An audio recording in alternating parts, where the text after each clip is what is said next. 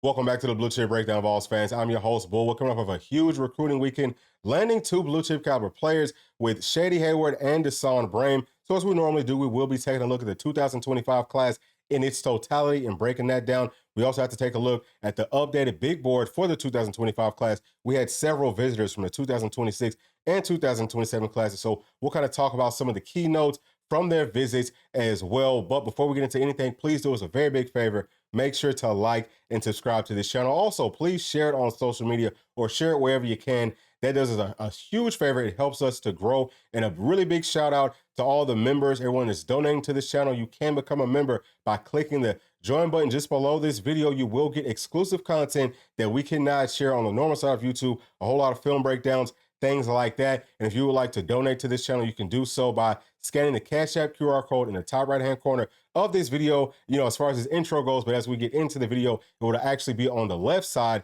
but you can scan that with your smartphone. And if you're watching from your smartphone, all of these links will be down in the description below. That does us a very, very big favor, and it does help us grow. You can donate as little as $1 to our Cash App. And if we could just have, I would say maybe 50% of the people that watch our videos donate $1 a month to this channel, P and I can go ahead and do this thing full time and bring y'all even better content than we can do right now. So again, we appreciate everyone greatly, even if you're not a member, even if you're not donating, just watching, just liking, and especially sharing. That's huge for us. And we are also now on Patreon. So for those of y'all that would like to interact with us a little bit more, you can do so on Patreon. You can join over there at patreon.com/Bluechip Breakdown. And, that is for as little as $1. You can interact with us. You can also give us content ideas, and we will be selecting every single week, people to join us, on the weekends on this channel on some live streams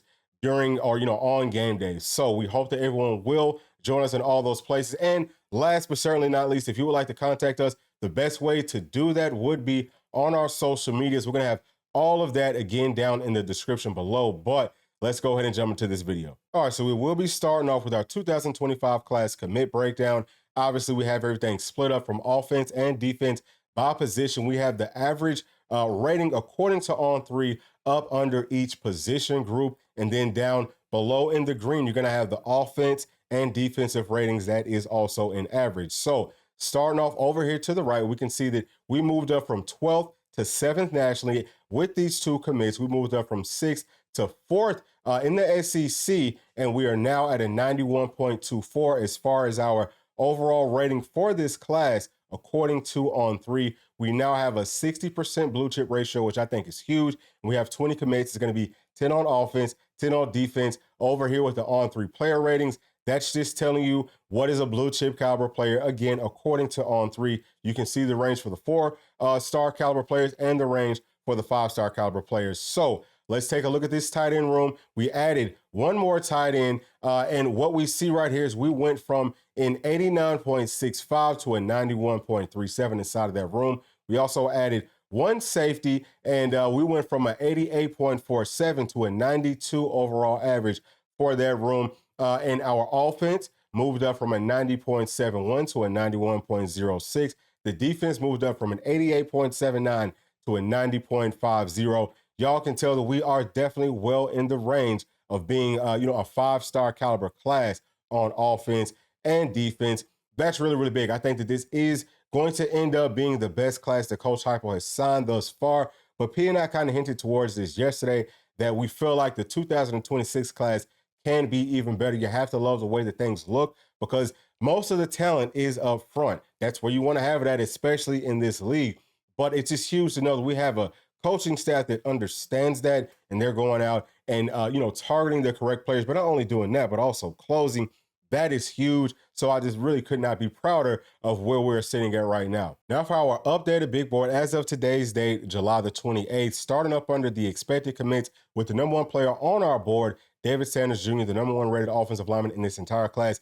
He is currently on campus. Our insiders feel great about the way that the visit has been going. They said that it was all smiles from David and his family. Now, he is also coming off of an unofficial visit to Nebraska where their insiders feel very confident as well with David. As we've talked about before, obviously there's going to be several factors that him and his family will be looking at, as far as who would they be selecting on August the 17th. But as we've stated several times, it's been Tennessee and Clemson. It's been Tennessee and Georgia, Tennessee and Ohio State, now Tennessee and Nebraska. The one constant has always been Tennessee. So I think that we probably would be crossing off, more of those boxes for David Sanders and his family. I do think the NIL will play a very big part in where he ultimately decides to go to school at. But if there is a program, if there is a team that I feel like could maybe still get David Sanders without offering the most money, it would be our Volunteers. And I think that Nebraska, obviously, they've done a really good job with David Sanders, as much as they've been able to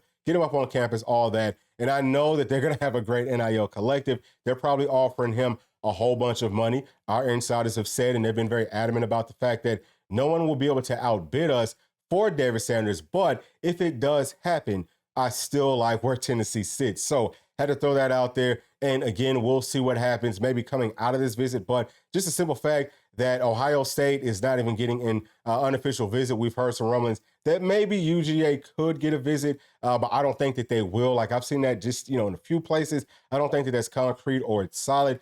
I think that David Sanders is probably done visiting. If he does visit anyone else, it would probably be Ohio State at some point, maybe like within the upcoming weeks or so. But again, y'all, I love where Tennessee's sitting at with David Sanders. We'll see how things play out in a few weeks or so. Now, the next player is going to be four-star cornerback Onis Konabani. He was also on campus this weekend. It sounds like things went very well for him. We're expecting for him to kind of cut his list down some.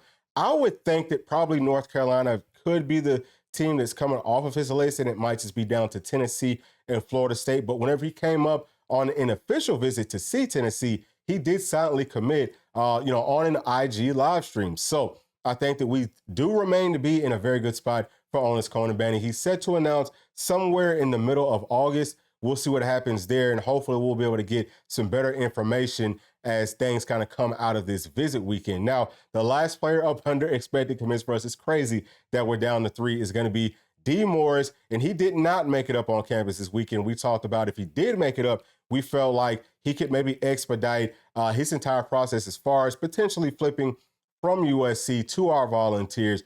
But as the insiders and experts said for, a couple of weeks now, this is a player that I do believe at this point will have to take through the entire football season all the way up to signing day to see where he ultimately will end up landing at. And we are expecting for him to come in to this class and be another running back with Justin Baker. As I keep on talking about, I love his film. I think he's very versatile, very dynamic, and he's a player that we can most definitely use in this class. Now, on to the possible commits. Josh Petty sounds like he might actually now be leaning towards Georgia Tech.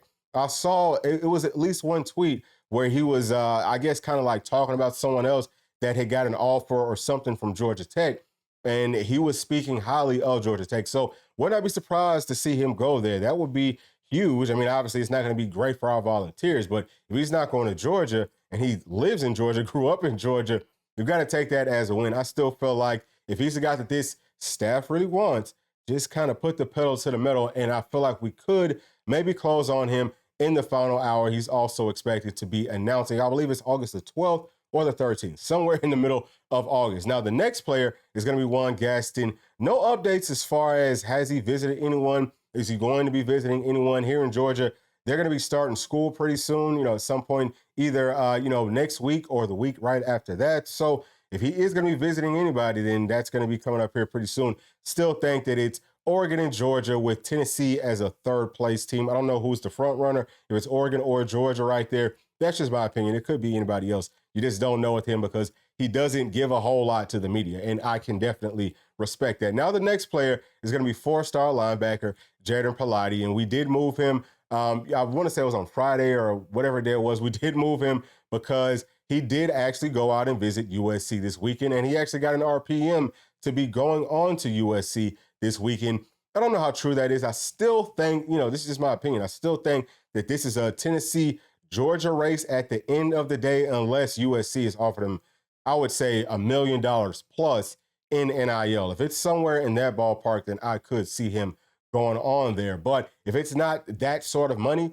then it's still going to be Tennessee and UGA. This is, like I keep on telling y'all, it's a guy that we're going to have to take all the way to signing day because he is going to play this game. He is going, and I'm not saying that he's playing games, but he is going to, play it in a way that is going to be beneficial for him and his family. And I also want to make sure that I put this out there. He's a really good player. There's some people that are saying, well, maybe he's not that good. Maybe this staff is backed off of him. Maybe that staff is backed off of him.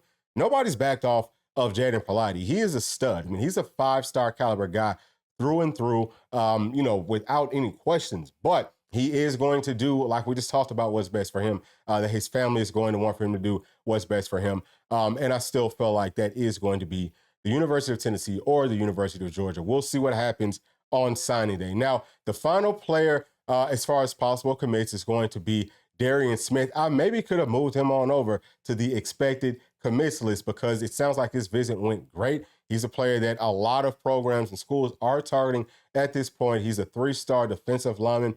I really like his film. I think he's going to fit into Coach Garner's room very, very well. Coach Garner's going to be able to, maximize and capitalize off of his skill set without question. So he's a guy that maybe we could see in the coming weeks. I would say maybe like within a month or so.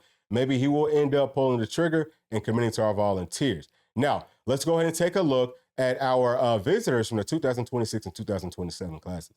And this one won't take very long because I don't know a whole lot about everyone that made it up on campus this weekend, but we will start off with Xavier Griffin, the 5-star linebacker from Gainesville High School here in Georgia, went on out to USC this weekend and committed to them. We already know that a lot of players from Georgia go out to Southern California. I've told y'all this for the longest time. There's something about growing up in the metro Atlanta area in Southern California, and I would even say South Florida, that just vibes well with us. Whenever we go out there, it's like, oh man, this is perfect. Like, this is like heaven. But the thing about it is typically those players will end up deciding at the end of the day to stay closer to home. I don't necessarily know anything about Xavier Griffin outside of just watching his film, but I'll say that he's probably not going to be too much different from the other players, especially with him being from Gainesville. That's a little bit more of a rural area. Maybe he says, you know what, I just want to stay a little bit closer to home. This might be a little bit too fast paced for me out here in LA. Again, that's 100% speculation on my part, but he's a guy that I believe that the staff will continue to recruit. He also went to the same high school that Jeremiah Thielander went to. So JT will probably be able to talk maybe a little bit of sense into him and say, hey, listen, maybe you want to reconsider and give Tennessee at least an unofficial visit. If we get him up on campus, I think that he will end up falling in love with our Tennessee Volunteers. Again, all that's just my opinion. It's just speculation, but I wanted to point that out because he is one player that we know for sure did not make it up on campus. Now, there are 2 other players that we know did make it up on campus. We'll start off right here with Carson Sneed. He's a 4-star tight end from Nashville, Tennessee. He got some RPMs to be committing to our Volunteers. He's a really big Tennessee fan. You can tell that. I think that he's not really shying away from that. So at some point, I do believe wholeheartedly that he will end up in this class. Now, the last player that we'll be talking about is, of course, going to be Faison Brandon, the 5-star quarterback, the #1 player in the 2026 class, who was up on a visit. Sounds like things went very well for him. And he said that he could end up maybe taking another unofficial visit in person to, I think, maybe Alabama, maybe it's LSU, but to somebody else if everything lines up perfectly. I will also say that he spoke about potentially getting on a Zoom call or something with 1 or 2 of these other programs. But I feel very, very good, very confident about him landing with our Tennessee Volunteers. I also think that he's going to be helping us to land guys like David Sanders. There's so many players from the Charlotte area, from North Carolina in general, already on this roster that are performing at a very high level. We could talk right now about James Pierce. He's from that area. And then last year, we had Jalen Wright, who is from Charlotte as well. So players come up here. I mean, obviously, Hendon Hooker, he's another one, right? Like, several players have come here from North Carolina and have balled out. So I think that North Carolina being a program that we feel like, or not a program, but being a state that we feel like is up and coming, I think that Tennessee's doing a great job of this kind of, I wouldn't even say necessarily locking that state down at this point, but maybe you could even say that because we're bringing out so much great talent and we are developing them at a very, very high level. So love that about the staff. I love what I've been hearing from Faison. And it does sound like on August the 3rd, it should be all Vol as far as he's concerned. But that's going to be it for this video. Y'all let me know y'all's thoughts down in the comment section. As always, thank you for sticking all the way to the end. And please make sure to like, subscribe, hit that notification bell, share with your friends, family, and other volunteer fans. We'll see y'all on the next one. Thanks. Peace.